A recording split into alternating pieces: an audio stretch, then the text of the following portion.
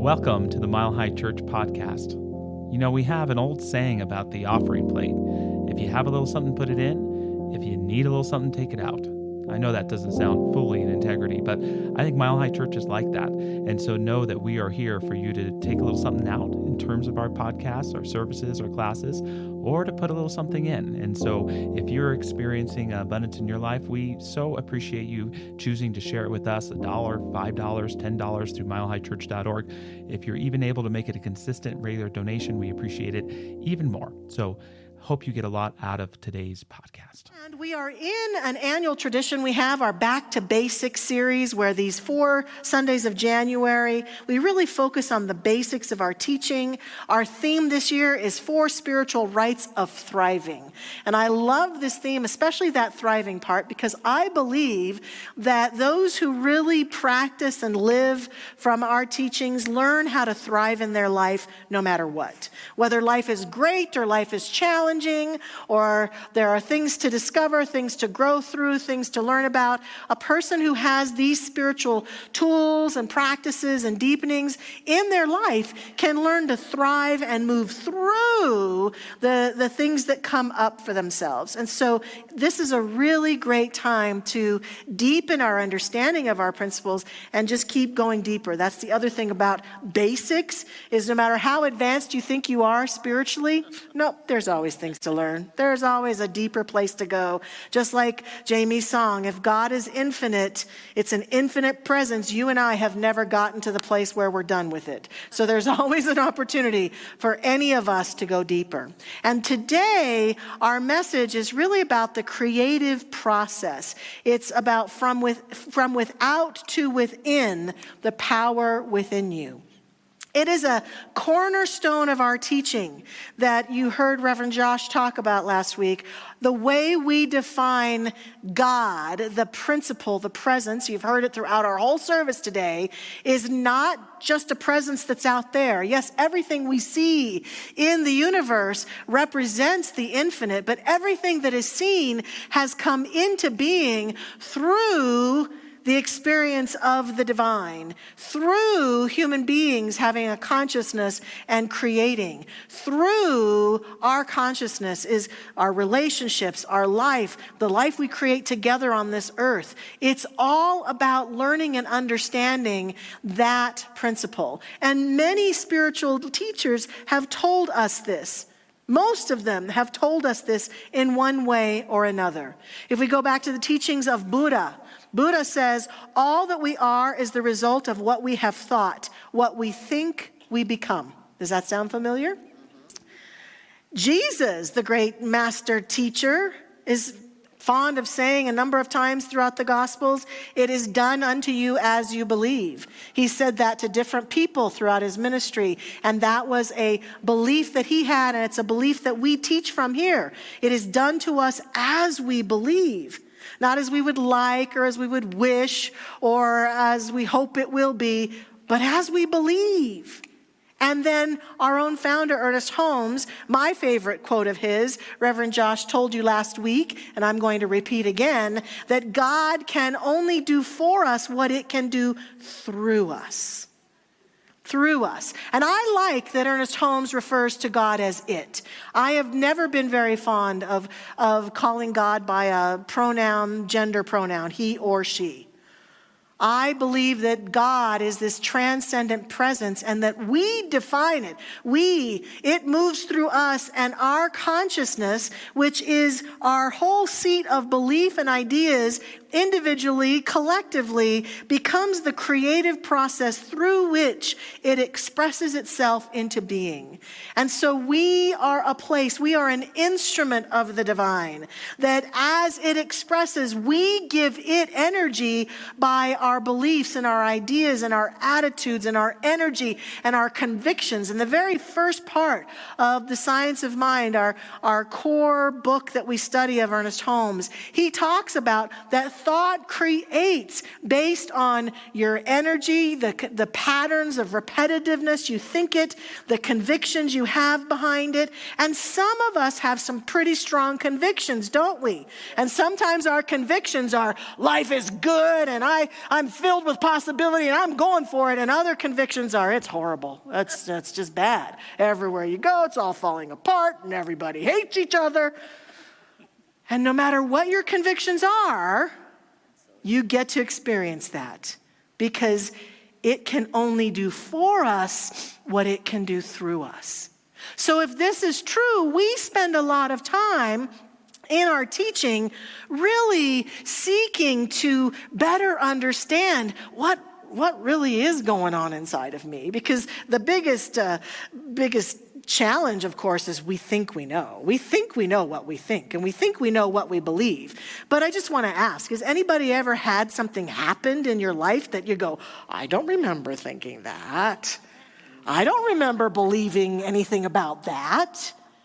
So I'm talking today also not about what you and I think we know about ourselves and our life and what we really believe, but what's going on at the deeper level of our being. And the dissonance between what we think we know and what's really going on is what we're seeking to minimize. We're seeking in our spiritual work to bring things together so that there's an aspect of us that can know what it knows that it knows, but can also ferret out what it doesn't know that it knows, and bring that up into the light to be seen and to be danced with and to be healed and to be transformed. Be transformed by the renewing of your mind. That is what he meant by that, such that we can then become a different instrument, a more tuned instrument, tuned in a different way, tuned towards good, tuned towards possibility, tuned towards abundance, tuned towards love and joy and all of the things that we say we want to experience, but we are getting in our own way. Because we still have beliefs from the past, ideas from the past, and things that no longer serve us. And so our teaching and our services and our classes and our small groups, it's always about that holy, sacred work. And then below the surface, even of that deeper mind, is the divine. It's the God in us, as us. It's the essence. It's the soul. It's the presence. It's the beloved. It's who we are at the core. And the more we connect to that and live in that and from that and as that, the happier and more rich our life can be. So how do we do that? Well, our materials this week, and indeed if you go online to our website, there's materials that support every one of our talks. Some of you are in small groups, and so you're encountering the materials there, but the materials are available to be downloaded for anyone who would like them. And in the materials, there's a structure that is very helpful that can be used during this time. We use it in different classes and different experiences called the four stages of consciousness. And in the materials also there's a quote from Ernest Holmes that supports our talk this week. He says, the spiritual life never requires that we go without, but that we learn to turn within, and learn by doing so, blessings begin to reveal themselves all around us. And so we can use the work of these 4 stages of consciousness to support us in our journey. The 4 stages is an ancient idea. It's not something that Holmes created. It's been brought forth by many teachers throughout the ages. It's an ancient metaphor that's appeared in almost every spiritual teaching in one form or another. And this concept was popularized in the 20th century by the modern European mystic G.I. Gurdjieff. However, its roots are linked back into one of the most ancient of all the sacred scriptures of the Vedic tradition, the Katha Upanishad. And for those of you who've taken the financial freedom class with me, you might recognize this as the coach to everywhere. When we talked about the coach, right, and the moving through consciousness, and it shows up in so many ways. And so I'm going to use this opportunity to explore the 4 areas of consciousness with not only teaching what they are, but teaching a very personal story of my own development and evolution in one of the most painful stories of my life, in a story that's at the core of my life, and it has to do with my relationship with my father. My father and my mother had me, their firstborn child, when they were teenagers. They were 17, 18, respectively. They were very ill-equipped to be parents, as young teenagers often are. And they both had different issues that played into the challenges they faced. But my father also had parenting that was a lot of anger, some addiction, all sorts of challenges that went on there that I don't even know that I know the full scope of. But what this meant was that my father, being this young man with this brand new baby and this family to take care of, allowed his anger and rage to be what he led with. With my mother physically abusing her, and with me yelling and screaming was the norm, and manipulation and fear tactics. And as we grew older, as I had a brother and a sister, as we grew older, lots of threats. Though he never beat us or hurt us, he would throw full pop cans at us if we weren't doing what he wanted, and flick cigarettes at us and yell and scream at us.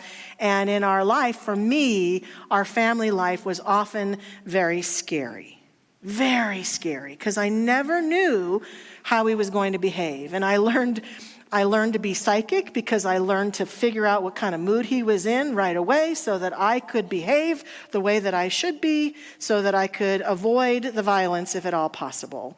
And so I spent my young life often being very frozen. I did not know how to express myself. I did not know how to express my emotions as I grew older because I was just so afraid. And I know for those of you who know me and how much I talk, you can hardly believe that's true. Let's just call that a measure of my healing, shall we? And this teaching has been a part of that for sure, because the first kingdom of consciousness, as I came into this teaching as a 15-year-old, and boy was I angry. I was angry at my father. I was angry at life. I was angry at men. I was so angry at men, and figured that every man must be like my father. And so reacted to men in the same way, and had a hard time navigating myself through life. And so I come into this teaching, and they're talking about all these principles that can heal my life. And I was kind of skeptical, but something rang true for me. And that's what kept me here. There was something inside of me that said, yeah, I'm home. I don't even know what this place is. And some of what they're saying sounds a little gibberish to me, but I'm home. And I stuck with it. And I was passionately here and participating in church and began to take classes. And I encountered immediately the first kingdom of consciousness, which is called the to-me kingdom. In the to-me kingdom, people relate to life like everything's happening to me. That people are doing things to me. Life is just chaos and just happens chaotically, and things just happen, and you have no control, and you have no authority over your own life, and you just have to deal with what comes your way, kind of like a tennis player, and the balls are coming and you're hitting them and you're doing your best to stay out of trouble. But it's also a very victim-y place because it's a feeling of powerlessness. Now, with all of these kingdoms, I do want to say that there are times where there may be one kingdom that kind of resonates with us through our whole life. Like, for example, have you ever known someone who they were experts in this kingdom, victims to the core? Everything that happens to them is all about who did what to them today, who said what to them today, what happened to them today. And then there are times when we move in and out of the kingdoms based on the subject. So like with my relationship with my father, I was totally stuck in to-me consciousness in the negative aspect of that. But in other areas, I could kind of see the light. When I came here, oh, really? But I was stuck in the to-me consciousness. So I was in that anger, in that pissosity about my father. He did it to me. He didn't do me right. He didn't raise me right. What was wrong with him? And you know what? All that's totally valid. Totally valid. That's what's so. Those were my feelings. And I came in and recognized it. And that literally was a wake up for me to go, oh, I'm kind of in a place of victimhood. And here's the thing about these kingdoms also. Wherever you are in the kingdom, because the infinite presence is acting through you, guess what you get more of? Right? Wherever you are. So the more you and I are in that negative victim space, the more we get of it, because the law of attraction and the divine presence that is operating in, through, and as us can only operate through us. And if that's the fodder, the storyline we give it, if that's the energy we give it, if that's the belief we give it, yes, you may have more of that. Of course, my beloved. And so the minute we start to wake up and say, well, maybe there could be a different way. And for me, one of the ways that woke me up is that I began to go to classes. I thought, well, I'm going to try those practitioner people. You know, when they come up after church and they're here to pray, I personally think we should slam them. We should be all in lines waiting to be prayed for, because it is the most transformative thing in the world to allow ourselves to be prayed for. It's a wake up. It's a shift in our energy for any area that we want to begin to make this shift. And I began to work with a practitioner, and I began to do my personal work, and I began to go to workshops and went to therapy and went to classes, and I kind of woke up. And as I looked at my life, I went, wait a minute. Now, I had a younger sister, and my father did the same things to both of us. And when he did what he did, I would, and my sister would basically go at him. And her attitude was sort of like, what an idiot he is. What is wrong with him? You know, it was like, I don't think it kind of fazed her near as much as it did me. And I'm not saying she's right and I'm wrong, but I saw, I could have reacted differently. I thought the only choice I had was to be a victim. I thought the only choice I had was to feel horrified and justified and righteous and angry, because that's who I was becoming. I was becoming just like him, because I couldn't let it go. And so I had to move into the next consciousness, the next kingdom of consciousness, which this community lovingly sort of kicked my butt into, was the kingdom of by me. What I do matters. I have responsibility for myself and my life. I can make a difference to myself and others. I could see the trauma and drama I'd experienced it. I could honor it. I could be with it. And you know what? You can't do this. You can't force that. We offer this over and over again so that some moment for any of us who are right now going through trauma, drama, feeling victimized, feeling betrayed, feeling abused, feeling hurt, feeling discounted, disenfranchised, whatever that story is, we offer over and over again the invitation to say, we love you right where you are. It's okay. You belong here. We can be with you. We can have compassion for you. We can love you. And when you are ready, might you consider stepping into a new kingdom of consciousness? What might it take? That's the invitation today. If I understand that life is operating through me and I'm in a certain experience, what might it take for me to move forward in it? Might it take considering my own responsibility for my feelings and my emotions? For feeling them, I had to learn to process them fully, as I did not know how to do as a child. I had to learn to own them fully, as I could not do as a child. I had to claim my voice. I had to claim and own my emotions.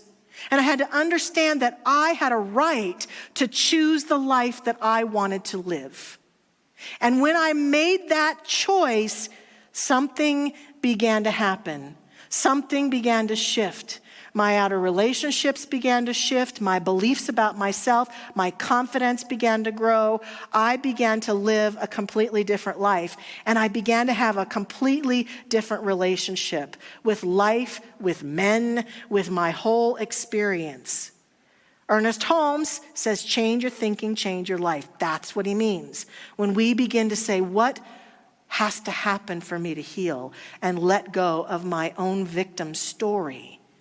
We find ourselves owning our story more fully and living from it from a place of empowerment that we couldn't do when we were in the midst of it.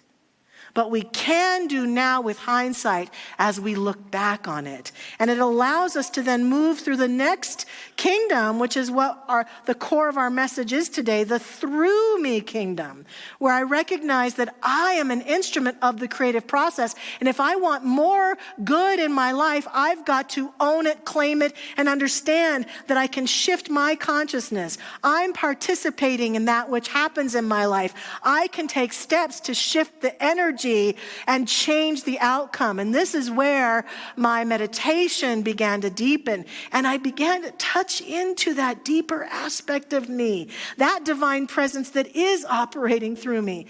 And you know what it said? Can you forgive him? Can you pray for him? Can you let go and see him as a divine instrument of God? I went in and out of this kingdom, I will tell you the truth, in and out, until eventually this became the norm. And I began to see my father, every time I talked to him or heard from him, not as that scared, ill-equipped, angry 17-year-old man, but I rather began to see him as the grown-up man he'd become. I still had loving, fierce boundaries with him for myself and for my own son. But I was able to see something different, and that healed me. And then not only that, I was able to see so clearly the amazing, loving men who were in my life and who supported me all the way on my journey, though I was projecting onto them my to-me consciousness. And I began to let them in and feel supported and loved. And some of them are in this very room. Men that made such a difference in just being there for me and showing me love in ways my father wasn't able to do. And I began to feel that and allow that to heal me. And then the last kingdom is the kingdom of as me. I am that which God is. This is the kingdom where I believe Jesus lived from, healed from, spoke from, ministered from. And I admit, not the kingdom yet that I can live from 24/7. I seek to do that as I believe many spiritual seekers do. And it takes inner work, but it is the kingdom that allowed me to sense the deeper elements of my soul that could say, oh, there is something powerful and magnificent that was birthed in me through my relationship with my father that I would never want to have taken away from me. It's a strength, it's a power, it's a compassion and support for other people. It's the ability to stand with other people no matter what they've gone through, because I've walked through hell myself. And therefore, as I've stepped out of it, I can stand with people in hell who are walking through that stuff. And then I could also discover the aspect of me that I know lives in all of us, that despite what has happened, has never been touched, has never been harmed, has never been hurt. And the more I can live from that, I am that which God is. And I can live from that powerfully. And this is the invitation this week, to live from within. What would it take for me to make these shifts in these various kingdoms of consciousness? What would it take for me to let go and move forward and rise up into this greater aspect of myself? And when I do this, and when others have done this, the peace and the joy and the living of life is dramatically different. If we were the kind of church that offered up testimonies on Sundays, I believe we'd have people up here testifying about the power of the inner presence that is within them, right? Yeah. Because we know it, we've seen it, we've experienced it, we've lived it. And when we learn to do this in any place in our lives, we can do it in every place in our lives. This is the work that is afoot for us. This is what our teaching, our classes, our services are all about. And this is what we invite you to contemplate in this week ahead. I'd like to close from the book that we're reading in my Powering Your Decisions class by Raymond Charles Barker. I'm reading the book to prep for class, and I just loved what he said here. He says, I know hundreds of people who have proven this larger I am consciousness concept to be the turning point in their lives. It reversed their whole basis of making decisions. They ceased their worship of the past. They ceased their fear of the future. They canceled out all fear of death. They decided to be cause in their world because they now realized that they were their world. They were no longer people experiencing life. They were life experiencing itself. They were their own saviors, their own saints. They needed no messiahs, knowing themselves in God, as God. They placed no lesser gods before themselves. This is the power within us. I invite us to pray now, invite our practitioner prayer partners to join me in this prayerful consciousness as we just breathe into it now and allow ourselves to feel our energy sink down into the depths of beingness. Breathing in, through, and from this place of oneness and connectedness. For we recognize that this God presence, this infinite intelligence, this life that exists everywhere, including right where we are, that it is operating in and through and as us. And in this moment, as we feel that inner yes calling us to greater living in different areas of our life or in our life in total, we now operate in and allow this energy that is already flowing through us to have a new channel, a new way of expressing. And we are a part of allowing that and bringing that forth and giving that expression a space in the world. And for every moment we do this, we come into alignment with the greatest truth of who we are. And for every moment that we do this, we become a healing presence on this beautiful earth. In every relationship, in every activity, in every bit of the work that we do here on this beautiful planet. We are that which God is. It is that which we are. We accept this, we know this. And I affirm this week, as we are filled with the awareness of this presence, that it allows us to contemplate and make new decisions for ourselves about different areas of our life. And even if we don't know how to make the change that we seek to experience, I accept and affirm that a willingness rises up in us now to be willing to walk forward anew, in new energy, in new light, in new wholeness. It is inspired in us right now through the power and the presence that is expressing itself fully and completely as us in this moment, that is whispering to us, come forward, my beloved. Let's live life in its fullness now. And so we give thanks for this presence. We give thanks for its light in us. We give thanks for our own consciousness. And we release this prayer into the action of that law that simply makes it so. We let it go. We let it be. And so it is. Amen. Thanks for listening to the Mile High Church podcast. This podcast is made possible by the generous contributions from listeners like you. To make a donation, please visit milehighchurch.org.